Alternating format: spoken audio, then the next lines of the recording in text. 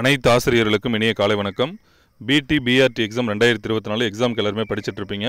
உங்களால் முடியும் என்கின்ற தன்னம்பிக்கையோடு இருக்கக்கூடிய குறைவான நாட்கள் சரியான முறையில் பயன்படுத்திக்கிட்டிங்கன்னா நிச்சயமாக உங்களால் வெற்றி பெற்று வேலைக்கு செல்ல முடியும். அதற்கு என்னுடைய முதல்ல எல்லாருக்குமே மனமார்ந்த வாழ்த்துக்கள் நான் சொல்லிக்கிறேன். இன்றைக்கி நம்ம இந்த வீடியோவில் மிக முக்கியமானதாக ரிவிஷன் நம்ம எப்படி செய்யணும். என்னுடைய மேஜருக்கு 10 யூனிட்ஸ் இருக்குன்னா நான் அந்த 10 யூனிட்ஸ்க்கான ரிவிஷன் எப்படி கொடுக்கணும், அப்படி எப்படி கொடுத்தா நிச்சயமாக அது உங்களுக்கு உதவியாக இருக்கும் அப்படிங்கிறது என்னுடைய கருத்தை நான் உங்ககிட்ட பகிர்ந்துக்கலான்ட்டு இருக்கேன். முதல்ல ஆல்மோஸ்ட் எல்லோரும் இப்போ படிச்சுட்ருப்பீங்க. ஒரு சில பேர் படித்து முடித்து ரிவிஷன் கொடுத்துட்ருப்பீங்க. எல்லாராலுமே நிச்சயமாக இருக்கக்கூடிய நாட்களை சரியான முறையில் பயன்படுத்தினீங்கன்னா டாப்பில் வர முடியும். அதாவது நம்மளுடைய இலக்கு முதல் 10 இடத்துக்குள்ளார நிச்சயமாக வர முடியும். நம்பிக்கையோடு படிங்க. நாள் குறைய நம்மளுடைய செல்ஃப் கான்ஃபிடன்ஸ் அதிகமாகிட்டு தான் இருக்கணுமே தவிர குறையக்கூடாது. அதை முதல்ல இந்த பதற்றமே படாதீங்க. ஏன்னா அந்த பதற்றம்னு ஒன்று இருந்ததுன்னா வச்சிங்களேன், நம்ம சரியாக படிக்க மாட்டோம். சரியாக படித்ததையுமே அங்கே போய் எக்ஸாம் டைமில் இந்த 3 மணி நேரம், இப்போ நம்மளுக்கு தமிழ் எலிஜிபிள் டெஸ்ட்டுக்கு ஒரு கூடுதலாக 1/2 மணி நேரம், அந்த நேரம்லாம் சரியான முறையில் நம்ம ஆன்சர் பண்ண முடியாது. நிறைய குழப்பங்களோடையே இருப்போம். நம்ம நல்லா படித்தது தெரிஞ்சிருக்கும். அந்த வினாக்களே மாற்றி ஷேர் பண்ணுறது, அந்த நேரத்தில் நம்மளுக்கு ஞாபகம் வராது இருக்கிறது காரணமே இந்த பதற்றம் தான்.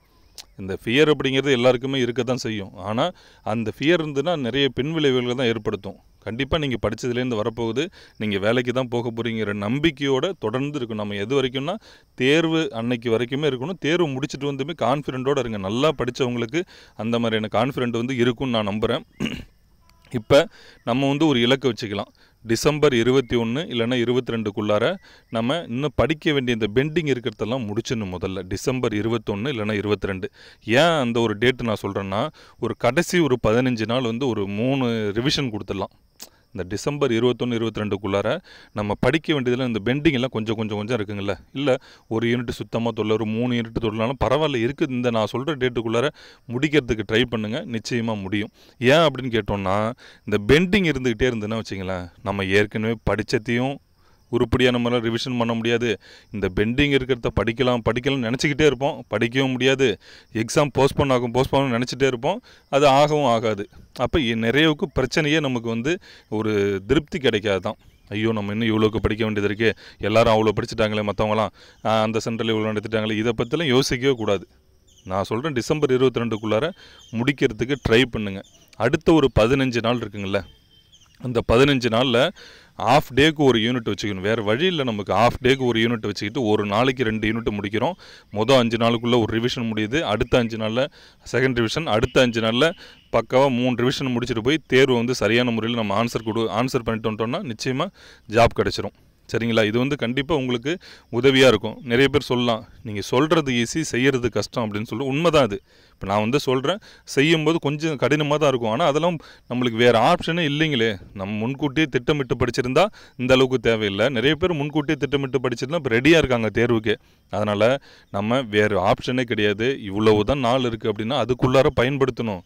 கவன சிதறல் இல்லாமல் படித்தோன்னா நம்மளால் புது யூனிட்டை கூட ஒரு 4 நல்ல கவனச்சிதறல் இல்லாமல் முழு ஈடுபாட்டோடு இன்ட்ரெஸ்ட்டோடு முதல்ல படித்தோன்னா, அதாவது மகிழ்ச்சியோடு படித்தோன்னா ஒரு நாளைக்குள்ளார ஒரு யூனிட் அப்படிங்கிறது சாத்தியம் தாங்க. உண்மையிலுமே சொல்கிறேன். இந்த இருக்கக்கூடிய 24 மணி நேரம் நீங்கள் ஒர்க் பண்ணிட்டு இருந்தாலும் பரவாயில்ல, இல்லை எங்கே நீங்கள் தூங்குறதுக்கு நேரம் போனாலும் மீதி இருக்கக்கூடிய நேரத்தை சரியான முறையில் பயன்படுத்தினீங்கன்னா, கவனச்சிதறல் இல்லாமல் உங்களுக்கு ஆர்வம் இருந்ததுன்னா நிச்சயமாக கம்ப்ளீட் பண்ண முடியும். அப்போ நான் சொன்னது போல் 22க்குள்ளார ஒரு இலக்கு வச்சு முடிச்சிருங்க. எப்படியாவது அந்த பெண்டிங் இருக்கிறதே முடிச்சிருங்க. ஏன்னா அது மாதிரி பெண்டிங்கே வேணாம். அப்போ நம்ம எல்லாத்தையும் நம்ம பசங்களுக்கெல்லாம் இப்போ ஸ்கூலில் போய் பாடம் நடத்தும் போதெல்லாம் சொல்லுவோம், நம்மளுக்கு ஒரு திருப்தி வேணும். பசங்க எல்லாத்தையும் படிக்கல, அது அடுத்த விஷயம். நிறைய நல்லா படிக்கிற பிள்ளைங்க இருப்பாங்க. நம்ம அவங்களுக்காக என்ன செய்வோம், முதல்ல சிலபஸை கம்ப்ளீட் பண்ண தான் நமக்கு ஒரு திருப்தி கிடைக்கும். நம்மளும் எல்லாத்தையுமே நடத்திடுவோம். அதற்கான ரிசல்ட் எப்படி வேணாலும் வரட்டும், அது விஷயம் இல்லை.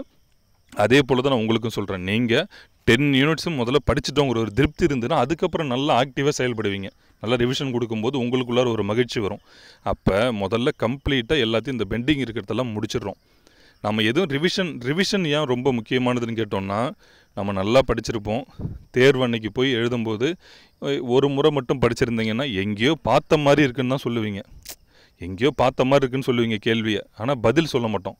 இன்னொரு முறை ரிவிஷன் கொடுத்துருந்தோம்னா, இன்னும் ஒரு முறையோ 2 முறை ரிவிஷன் பண்ணிட்டு கரெக்டாக ஆப்ஷனை பார்க்கும்போது உங்களுக்கு விடை தெரியும்.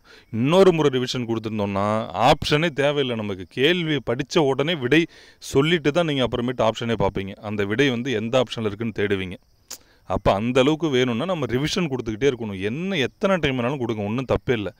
நம்மளுக்கு இதான வேலையை மெயின் வந்து நம்ம ஜாப் வாங்கணும் அப்படின்னா என்ன ரிஸ்க் வேணாலும் எடுக்கலாம். அவ்வளோதான். என்னென்ன பிளான் பண்ணுறீங்களோ எல்லாமே இந்த தேர்வில் நீங்கள் வந்து செய்யணும் அப்படிங்கிறது என்னுடைய ரெக்வஸ்ட்டு. ஏன்னா இனி ஒரு வாய்ப்பெல்லாம் கிடைக்குமான்னுலாம் சொல்ல முடியாது. இப்போ வந்துட்டு இருக்கக்கூடிய தகவல்லாம் நீங்களும் பார்த்துருப்பீங்க, நம்மளும் கூட யூடியூப்பில் வந்து பதிவிட்டிருந்தோம். எக்ஸ்ட்ரா போஸ்ட் கேட்டதுக்கு என்ன சொன்னாங்க, இல்லை இன்னும் சர்ப்ளஸ் இருக்குதுன்னு சொல்கிறாங்க, அப்படின்னு எவ்வளோ விஷயங்கள் இருக்குது. அதனால் இதுதான் உங்களுக்கான வாய்ப்பு. நீங்கள் மற்றவங்கள பற்றி யோசிக்காதீங்க, தயவுசெய்து சொல்கிறேன். மற்றவங்க அதிகமாக படிச்சிருக்காங்க, குறைவாக படிச்சிருக்காங்க, அதிகமாக படிச்சிருக்காங்களே நம்ம இன்னும் படிக்கலையே, அவங்க வேலைக்கு போயிடுவாங்க அப்படின்னு அதை மாதிரி யோசிக்கக்கூடாது. அதே போல் இல்லை நம்ம நல்லா படிச்சிருக்கோம், இன்னும் இவங்கெல்லாம் பார்த்தோன்னா இன்னும் கம்மியாக படிச்சிட்ருக்காங்க, கேள்வி கேட்கும்போதெல்லாம் ஆன்சர்லாம் சொல்ல மாட்டேங்கிறாங்க. அதாவது இப்போ நம்ம சென்டர் படிக்கிறோன்னு நிறைய பேர் இருப்பாங்க. இது மாதிரி ஒரு அடுத்தவங்களை என்னைக்கு கம்பேர் பண்ணக்கூடாது. உங்களுக்கு நீங்கள் தான் போட்டி. நான் ஒவ்வொரு முறையும் சொல்லிகிட்டு இருக்கேன், அடுத்தவங்களை நம்ம வந்து போட்டியே கிடையாது. அவங்க வேலைக்கு போனால் போயிட்டு போகிறாங்க, நமக்கு தேவை ஒரே ஒரு சீட்டு மட்டும்தான். அந்த ஒரு சீட்டும் 10 இடத்துக்குள்ளார நிச்சயமாக வர முடியும். உங்களுக்குள்ளார ஒரு சாட்டிஸ்ஃபேக்ஷன் நிச்சயமாக கிடைச்சிருக்குன்னு நினைக்கிறேன். இதுக்கு முன்னாடி நீங்கள் போய் ஒரு தேர்வு எழுதுனதுக்கும் இந்த முறை நல்லா ஹார்ட் ஒர்க் பண்ணிட்டு போய் தேர்வு எழுதுறதுக்கும் வித்தியாசம் இருக்குது. நிச்சயமாக வேலைக்கு போக தான் போகிறீங்க. அதனால் முடிந்த அளவுக்கு உங்களால் முடிஞ்ச அளவுக்கு 100% எஃபர்ட் கொடுங்க. 100% சிலபஸை கம்ப்ளீட் பண்ணிட்டு போங்க. எக்ஸாம் நல்லபடியாக எழுதுங்க. கண்டிப்பாக வேலை வாங்குவீங்க. அனைவருக்கும் நன்றி.